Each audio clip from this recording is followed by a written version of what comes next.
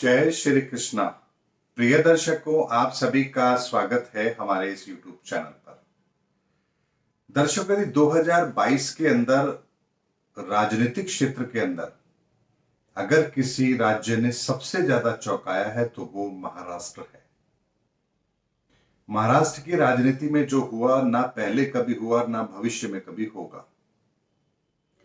लेकिन इस महाराष्ट्र की राजनीति में जो कुछ भी हुआ है उसने ज्योतिष के सिद्धांतों को बहुत ही सटीक तरीके से सही साबित किया है।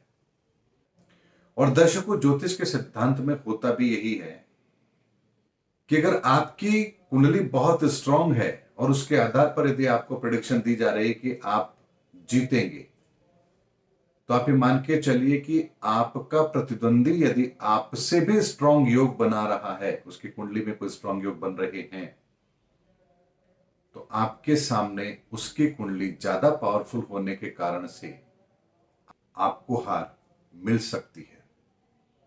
इसीलिए हमेशा अपने और अपने प्रतिद्वंदी दोनों की कुंडलियों को देख करके ही हार जीत का निर्णय होना चाहिए। वहां सटीकता बहुत ज्यादा आती है। और इसीलिए मैंने अपने एक वीडियो में कहा था कि उद्धव ठाकरे जी ने एक सेल्फ गोल किया है। उनकी कुंडली उनको स्ट्रांग तरीके से सपोर्ट कर रही है, प्रतिद्वंदी की कुंडली उससे ज्यादा मजबूत है, लेकिन अगर वो मैदान में बने रहे, मुकाबला करते रहे, तो उनकी कुंडली उन्हें हारने नहीं देगी। कम से कम मई 2023 तक तो नहीं हारने देगी। लेकिन उन्होंने सेल्फ गोल कर दिया, खुद ने ही इस्तीफा दे दिया, मैदान से हट गए, तो अब कुंडली उनको कैसे सपोर्ट करे। और ये बात मैंने 8 महीने से भी ज्यादा समय पहले आप लोगों के सामने रखी थी। एक छोटा सा वीडियो क्लिप दिखाता हूं कब मैंने क्या बात कही थी। दर्शकों, इस बात को जब मैंने कहा था, बहुत स्पष्ट तौर पर कहा था कि कुंडली मजबूत है, निर्णय गलत हो चुका है जिसका इंपैक्ट उनको मिलेगा। और आज इतने समय के बाद में जब सुप्रीम कोर्ट में यह मामला गया है, तो सुप्रीम कोर्ट ने भी वही कहा है जो 8 माह पूर्व मैंने कहा था कि इस्तीफा नहीं देना चाहिए था, सदन में मुकाबला करना चाहिए था, हार जीत जो भी होती देखी जाती, लेकिन मैदान से हटना नहीं था। और सुप्रीम कोर्ट भी यही टिप्पणी आज कर रहा है कि आपको इस्तीफा नहीं देना चाहिए था। हम उस सरकार को कैसे बहाल करने का आदेश दे दें जिसने स्वयं ही इस्तीफा दिया है। यानी सुप्रीम कोर्ट के वर्डिक्ट महाराष्ट्र की राजनीति के लिए बिल्कुल स्पष्ट तौर पर यह बता रहे हैं कि महाराष्ट्र की राजनीति के अंदर उद्धव ठाकरे का गेम ओवर हो चुका है। और जुलाई 2023 के बाद महाराष्ट्र की राजनीति में उनके पास अब कोई भी विकल्प शेष नहीं रहेगा। और मई के बाद से ही इसकी शुरुआत हो जाएगी, क्योंकि उनकी कुंडली यही कहती है। दर्शकों, सुप्रीम कोर्ट का जो भी निर्णय आएगा वो उद्धव ठाकरे के पक्ष में बिल्कुल भी नहीं होगा। संवैधानिक मजबूरी के चलते यथास्थिति का जो आदेश सुप्रीम कोर्ट को देना चाहिए वो नहीं दिया जा पाएगा। उद्धव ठाकरे को कूटनीतिक हार अवश्य मिलेगी, लेकिन उद्धव ठाकरे के इस कूटनीतिक हार के साथ ही एकनाथ शिंदे जी के लिए भी कुछ परेशानियां तो जरूर पैदा होंगी। और इसका लाभ भारतीय जनता पार्टी को मिलेगा, क्योंकि मैंने आप लोगों से एक और वीडियो में कहा था कि देवेंद्र फडणवीस जी की कुंडली के अंदर राजयोग बन रहा है और वो उन्हें सत्ता के शीर्ष स्थान पर पहुंचाए, यानी मुख्यमंत्री पद तक पहुंचा दे। इसकी संभावना अब मई जून के बाद से बनना आरंभ हो रही है।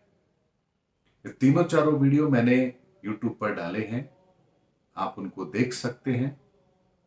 और चूंकि अब अंतिम फैसला आना शेष है, बहस पूरी हो चुकी है, तो समय से पहले ही मैंने आपको आकलन भी दे दिया है कि सुप्रीम कोर्ट का निर्णय किस तरह का होगा। हालांकि अगर आप भी सुप्रीम कोर्ट की अगर वर्डिक्ट को समझ रहे हैं तो निर्णय क्या होगा इसका अंदाजा आप लगा सकते हैं, लेकिन मैं उसके आगे की बात आप लोगों के सामने रख रहा हूं कि जो बात मैंने 2-3 वीडियो में पहले कही थी, उसके आगे की स्थिति महाराष्ट्र के अंदर अब फिर एक और बड़ा परिवर्तन हम देखें सुप्रीम कोर्ट के इस निर्णय के बाद, ये मुझे बहुत स्पष्ट तौर पर नजर आ रहा है।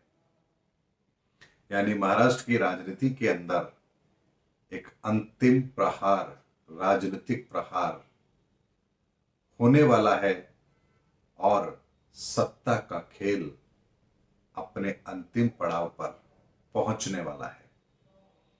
और सुप्रीम कोर्ट के निर्णय के पश्चात ये काम बहुत तेज गति से होगा और समय वही होगा जो मैंने आप लोगों को कहा था कि जुलाई 2023 के बाद उद्धव ठाकरे जी की कुंडली उनको बिल्कुल भी सपोर्ट नहीं करेगी। ऐसे में जुलाई 2023 और थोड़ा और अगर उसको टाइम को हम बिल्कुल बढ़िया तरीके से आइडेंटिफाई करें तो मई 2023, इस मई 2023 से लेकर के और जुलाई 2023 के मध्य में उद्धव ठाकरे जी के लिए राजनीतिक तौर पर महाराष्ट्र के अंदर सारे दरवाजे लगभग बंद हो चुके होंगे और उन्हें अपने आप को दोबारा से खड़ा करना पड़ेगा। और चूंकि अभी उनकी कुंडली उनको इतना सपोर्ट नहीं कर रही है कि वो खुद को दोबारा खड़ा कर पाए, क्योंकि लोकसभा चुनाव के अंदर परिस्थितियां दूसरी होंगी और राज्य के चुनाव में अभी वक्त है। ऐसे में एक अगली राजनीतिक पारी के लिए उद्धव ठाकरे जी को अभी इंतजार करना पड़ेगा। और जो भी मैंने महाराष्ट्र की राजनीति के लिए आप लोगों के सामने समय समय पर वीडियो के माध्यम से बातें कही हैं, आप आज उस पूरे घटनाक्रम को एक साथ जब देखते हैं तो एक एक बात मेरी कही हुई आपको सत्य नजर आएगी। इसीलिए दर्शकों, ग्रहों का आकलन जब भी मैं करता हूं तो बिल्कुल सटीकता के साथ करता हूं और उसमें किसी भी तरह का यदि कोई संदेह भी होता है तो भी मैं आप लोगों को बात बहुत स्पष्ट तौर पर आप लोगों के सामने रखता हूं, ताकि आपको ज्योतिष की ताकत, ग्रहों की ताकत और उसका आकलन और उसका प्रभाव जो हमारे जीवन पर पड़ता है उसका एक सही पिक्चर आप लोगों के सामने हो, ताकि आप भी इस विधा का फायदा उठा पाए। उम्मीद करता हूं दर्शकों मेरा वीडियो आपको जरूर पसंद आया होगा। अगले वीडियो में आपसे फिर भेंट होगी, तब तक हमारे चैनल पर बने रहिए।